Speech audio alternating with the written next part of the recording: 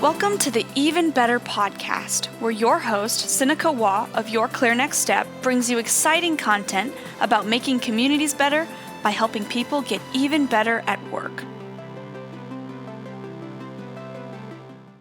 Well, hello, everyone, and welcome. This is Sinikka Waugh, and we are here for our episode of the Even Better podcast. I'm here with our guest, Dawn Ealy, today. Dawn, thank you so much for joining us.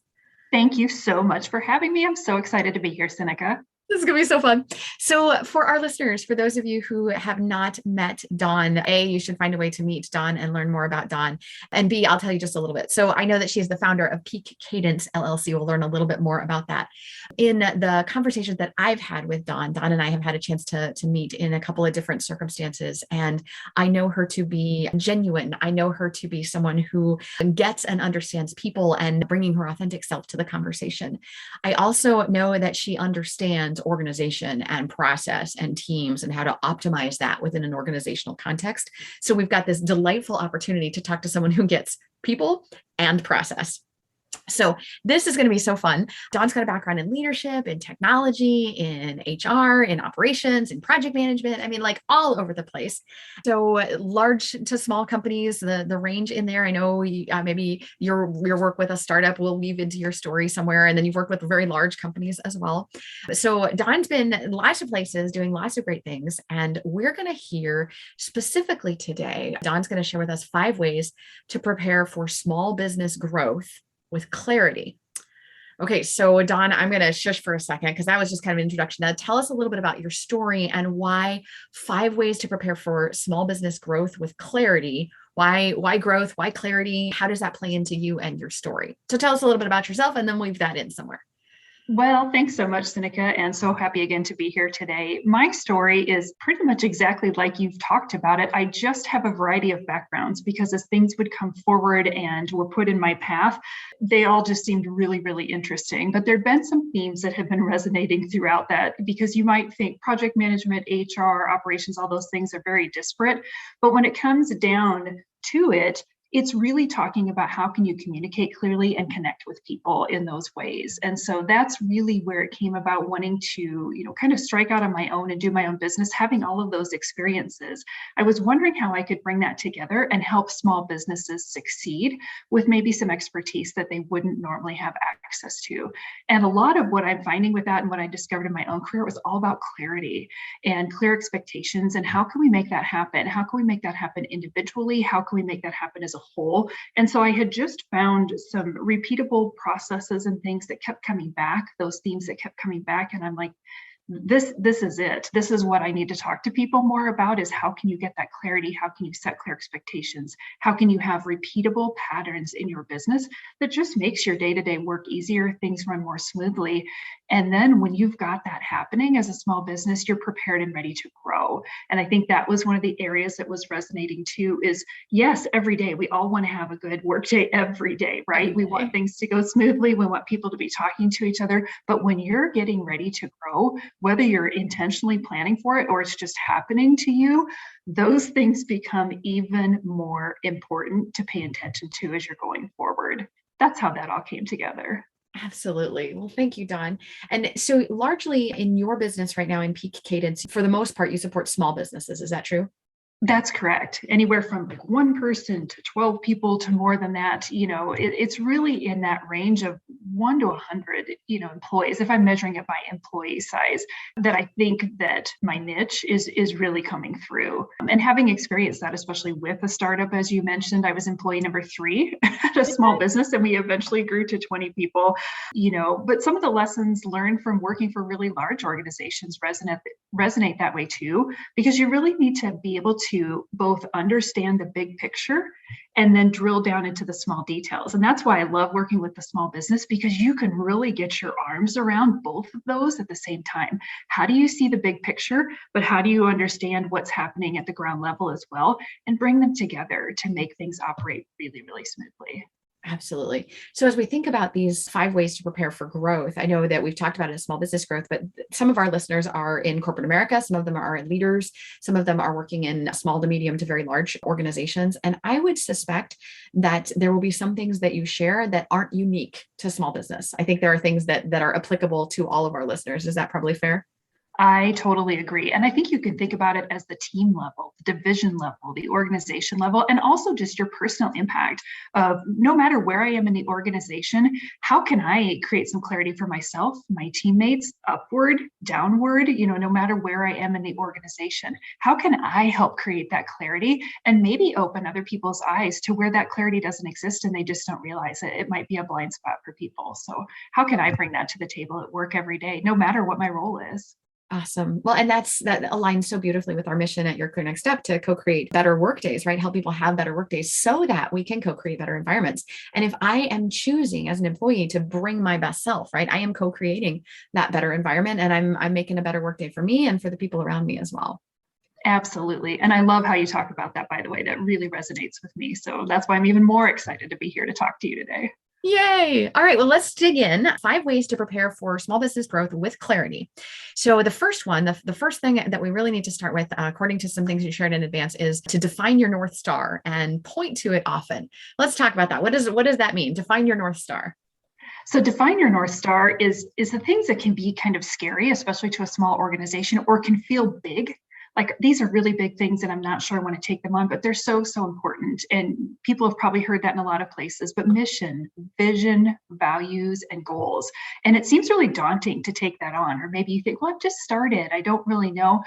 Take a stab at it, get started, and maybe come back to it over time. I think can make that exercise, a little bit less intimidating, but do it. And the part about look at it often, point to it often is really what comes back to me, because it is one of those things where sometimes people can treat that as an exercise.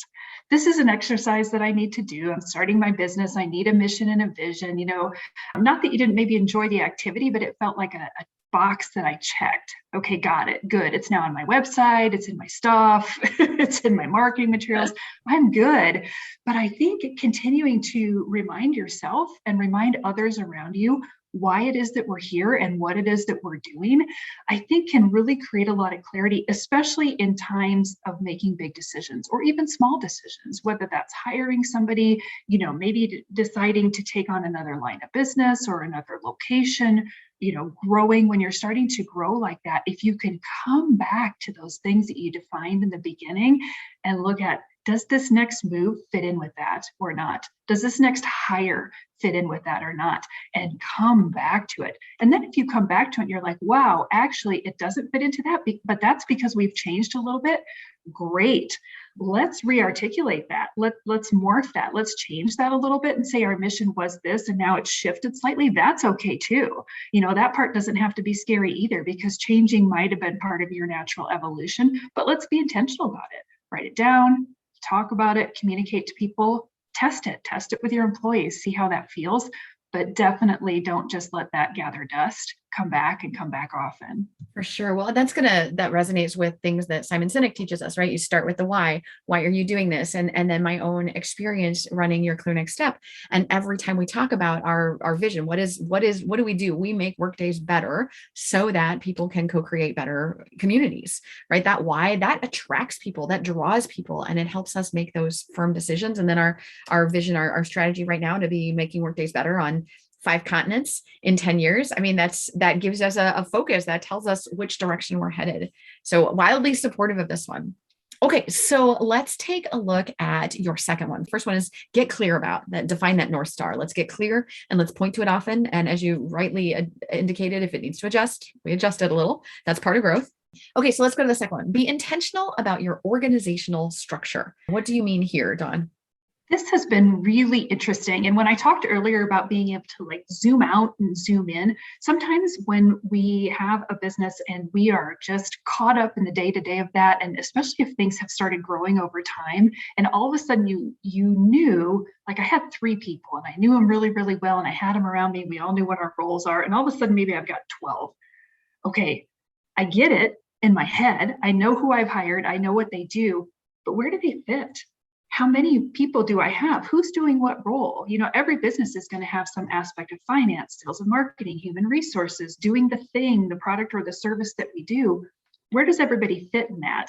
Mm-hmm. And, if I can tell just a little bit of a story here, one of the businesses that I worked with, it was a very similar situation to that. Within 3 years, this business had started up and it had grown from 3 to 12 people. And that growth was somewhat unintentional. I think this person was thinking they were going to have kind of a small business going on, and it was going to be like this. And they brought a lot of people into the organization, had a lot of turnover. And one of the things that I was led to do myself when I first got there was, I feel like we need to map this organization. And sometimes I don't even refer to it as an organizational chart. I call it a map. Let's just map this out. What are those business functions that need to be taken care of? And what are the roles that you have? And who are the people fulfilling these roles? And so I created this map and I showed it to the business owner. And it was one of the biggest aha moments, even though that wasn't one of the specific things I was brought in to do. It was such an aha moment for her to honestly realize how big her business and her organization was at that moment, and what kind of care and attention that was going to need then. And it also offered us the opportunity to say, your organization's also really, really flat. Is that what you intended? Do you like it? Do you want it that way? Or maybe there's some opportunities and options here for leaders, for lead roles, for people to come forward. And then we can start talking about retention. If there's growth and training and things like that, can we put some leaders in place? That can take a little pressure off of you. It can give people some great career paths, which should help you with retention. So that was just a really interesting way of thinking about, let's visualize it. Let's put it down on paper so you can see it and you can make better plans on that. Then when you're prepared for growth, you're looking back again, kind of like talking about your North Star, you're coming back to this organization. I need to grow. Where do I need to put roles and staff and people to help me do that? How is this going to make sense? Who do I need leading my people and managing my people? Put it all together and visualize it and make a map. And amazing how impactful that could be. Okay, so let's talk about the impact in that particular story. I love that you laid it out so they could see. So what happened? Where did it go from there? Well, when we were driving off of intuition and not looking at the map, we were thinking about potentially splitting her business in two. And I don't mean that in a harsh way, but just maybe having two leaders in place that would report directly to her. Maybe one that was more responsible for the delivery of the service, and then maybe one who had more of a business eye and aspect of managing the finances and things like that. Then when we mapped it out like that, we realized actually that's not going to serve us the best, because those things need to have more overlap. It really does make sense to maybe have like one very skilled leader or office manager in place that could handle a lot of those diverse responsibilities in the way that the business was now, and supplement maybe some of the services with contract, with roles and responsibilities that could be hired out, that made more sense to hire things out so that the business could have some synergy across it and run more smoothly. And so we just actually, I'm still in progress with this client a bit, hired a fantastic office manager, and I'm very excited about what that person's going to bring to the organization. And it's already just kind of smoothed things out, given direction. There's a place for people to point to. Everyone understands where they are. And one of the first tasks we'll work on is then talking about those lead roles too. And how do we put some lead roles in place and what that looks like.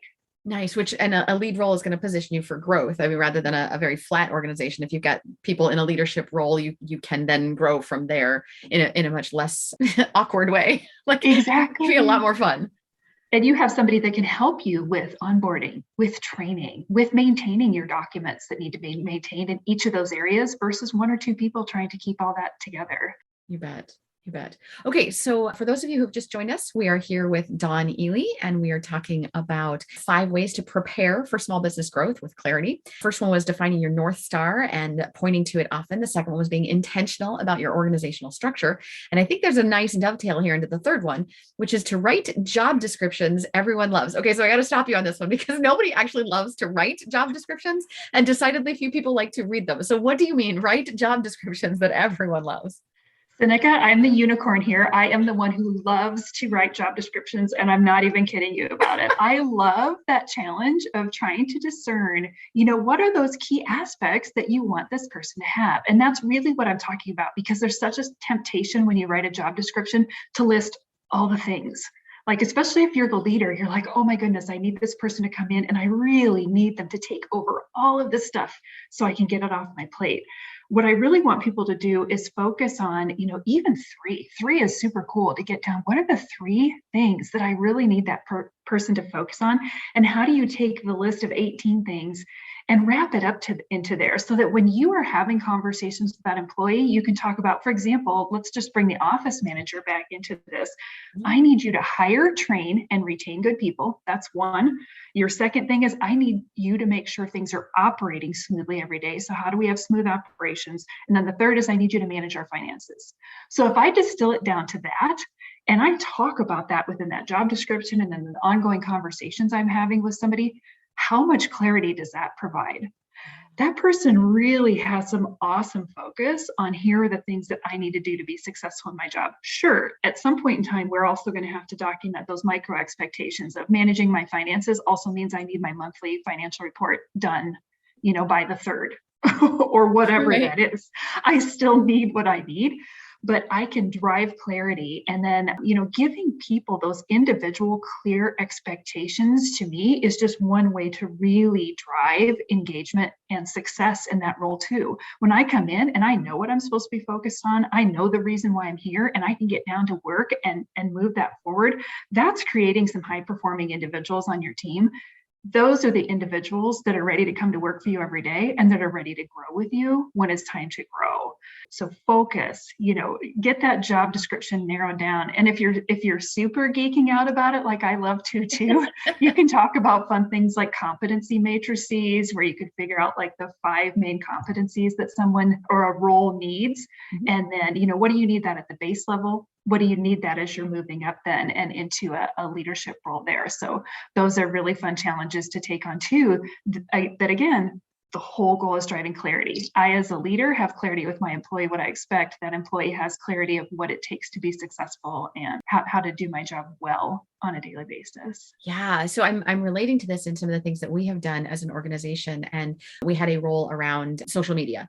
So we did not specify in someone's job description that they had to post X number of things on Twitter and X number of things on Facebook and X number of things. It wasn't in a job description. That's in a procedure doc. That's in a process sort of detail thing. But at the high level, we had someone who, okay, you're responsible for social media. And even within social media, there's planning, there's execution, and there's analytics. And when we were able to articulate big picture, one of your responsibilities is social media, planning, posting, managing, and then analytics. Then as we continued to grow and the volume of work got greater, we could take the analytics and farm that off to someone else. So now I've got this role, but I can divide it into very specific pieces that then as we grow, we were able to take that and say, okay, you don't have analytics anymore. We shall hand this over to this person who is just responsible for analytics. And isn't that exciting? Like I could hear the excitement in your voice. And we were just talking about job descriptions.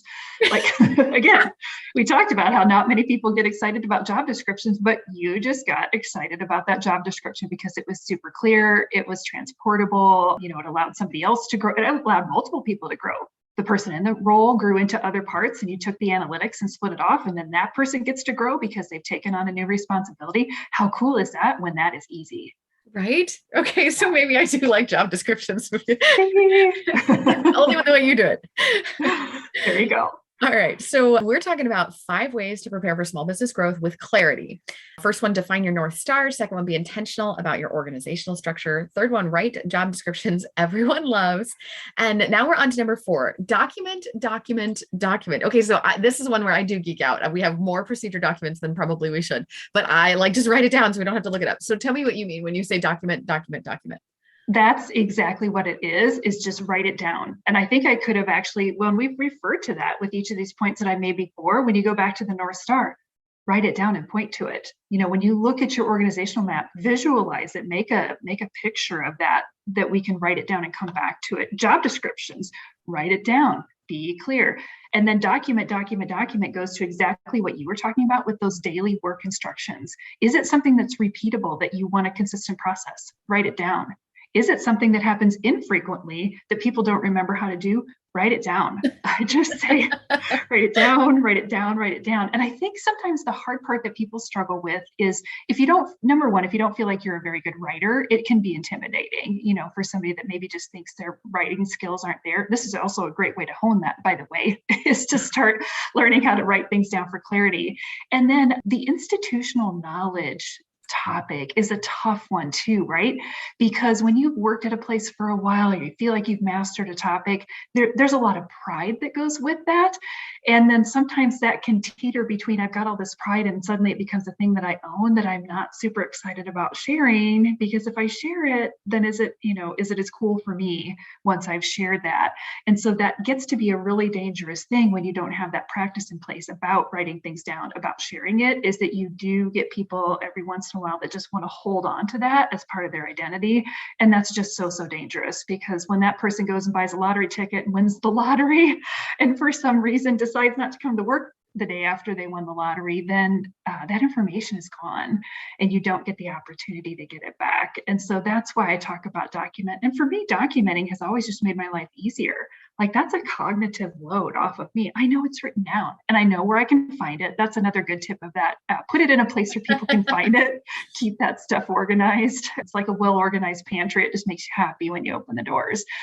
So, take the time to do that. And I think that can create wonders too. Just again, the consistency of performance, it allows the organization to be efficient. And there's that growth again, because now if you had one person doing a role and tomorrow you need 3, much easier to hire and onboard based on the tasks that you already know what people need to carry out and how to move that forward. So it just makes everything easier when it's captured. Well, for sure. And in a growth context, that makes perfect sense. But even in oh crap, we weren't counting on this. This person got sick today, or we're a small business. We don't have a lot of depth.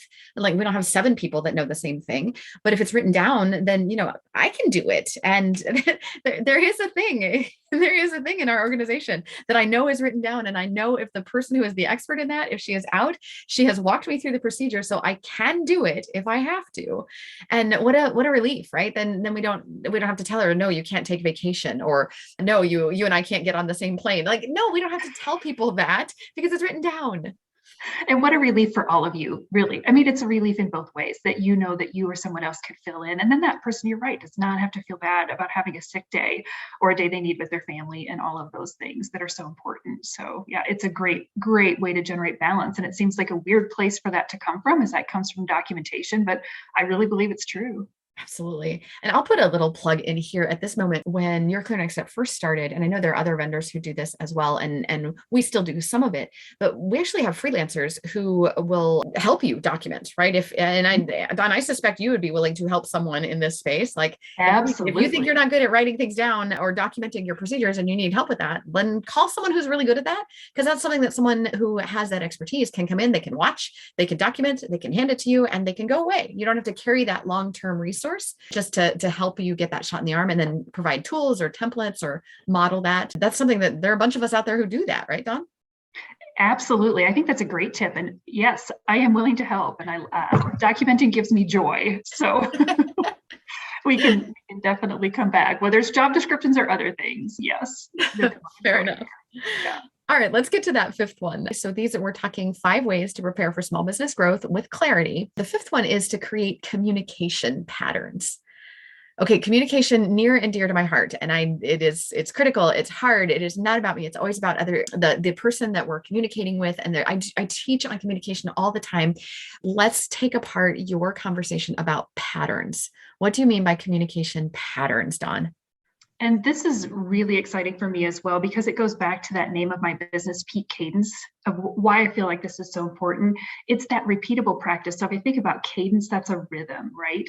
And so if you think about the different types of information that need to be communicated, how do you get that in a rhythm versus being random about it?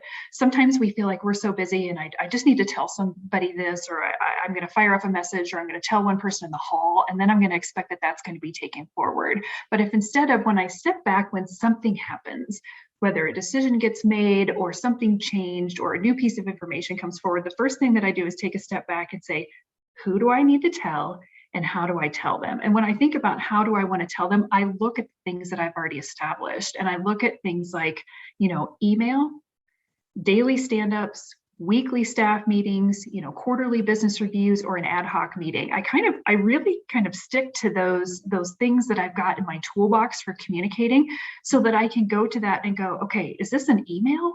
Or is this something can wait till, the weekly staff meeting? Email might be something more of, wow, this I really want this to be written down. So if I'm going to send an email out, it's because I probably want some written instructions. I want to link to a document. That's when I'm going to email things, or I really want to reinforce this after maybe I've talked about it at a staff meeting. That's how I'm going to use email. Daily stand-ups, then I'm thinking about those are my work instructions for the day. So my daily stand-up, how do we stay aligned? What are we working on today? But I'm not going to make a staff announcement probably at my daily stand-up.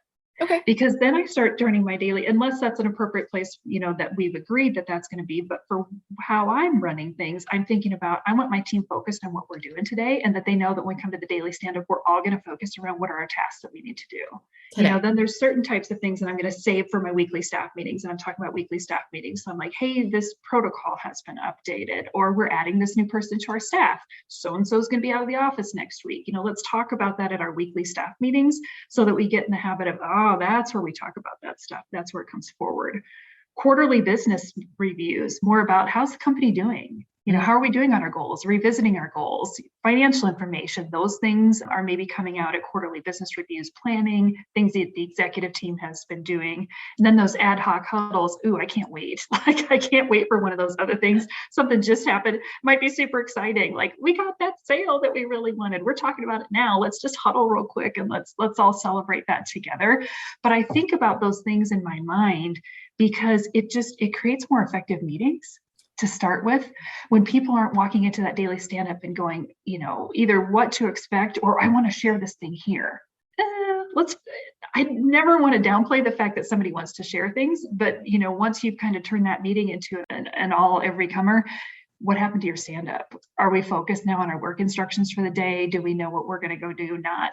But if I keep communicating and keep getting other people around me to communicate the right types of information at the right time, then we start getting these super great patterns where our meetings are organized and we build trust that, I remember and I know that type of information is going to be shared with me and it's going to be shared with me here.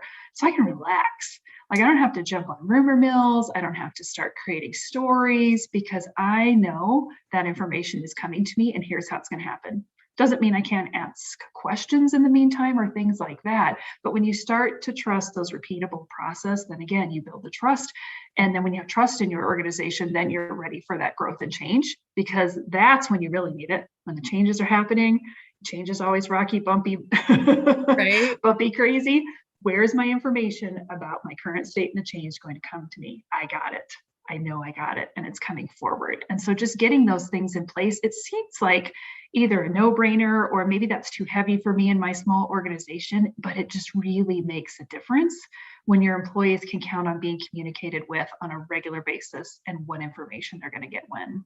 Yeah. Oh, I can totally see that. And I think in small businesses that I've worked with and that I've been part of, either that daily stand up, like, okay, these are the things we have to get done today. That's sort of organically that grows into being, you kind of have to when you start to have multiple people, like, cause I'm not doing it. So everybody get together. We're going to huddle even before it's a formal meeting.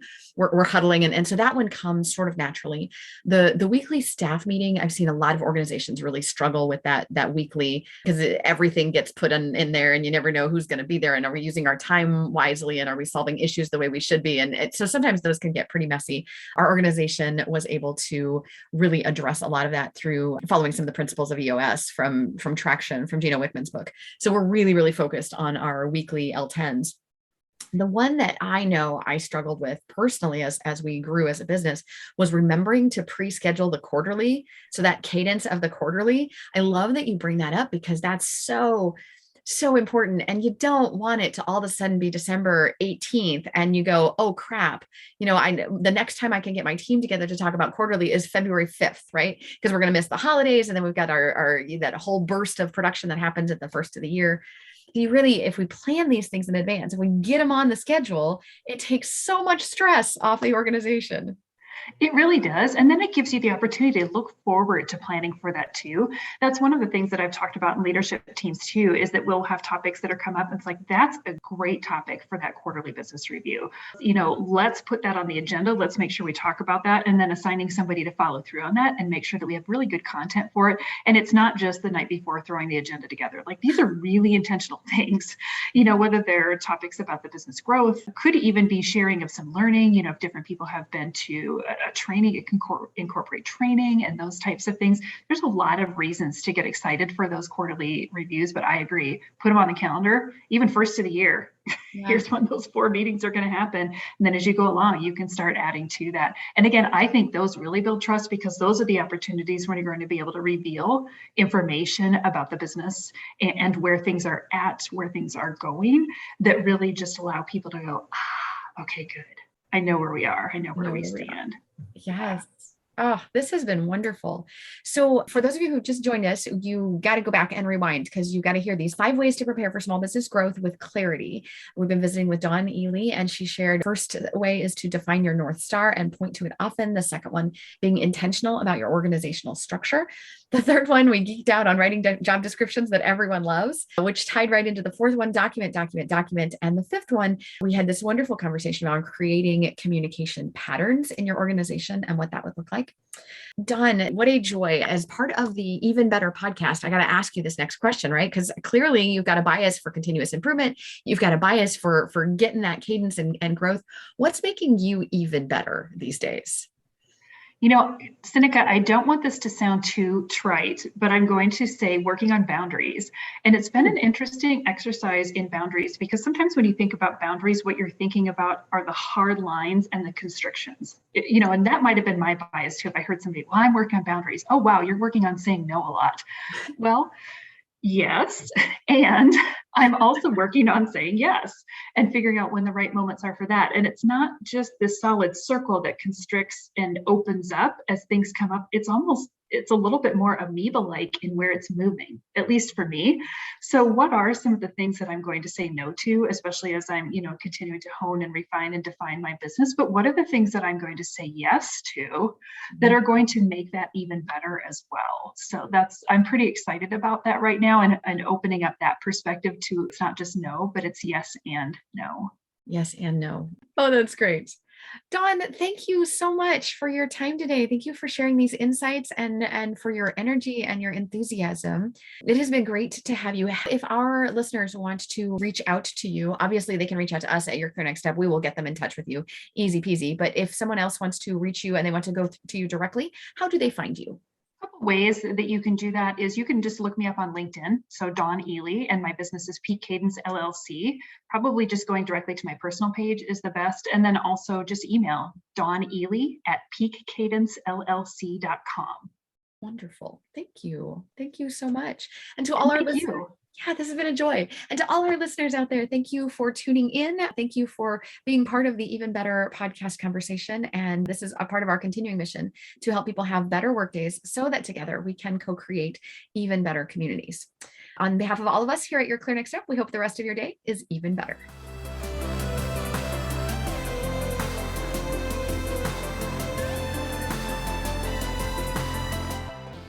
Thank you for tuning in today. The Even Better podcast will be back with more content soon.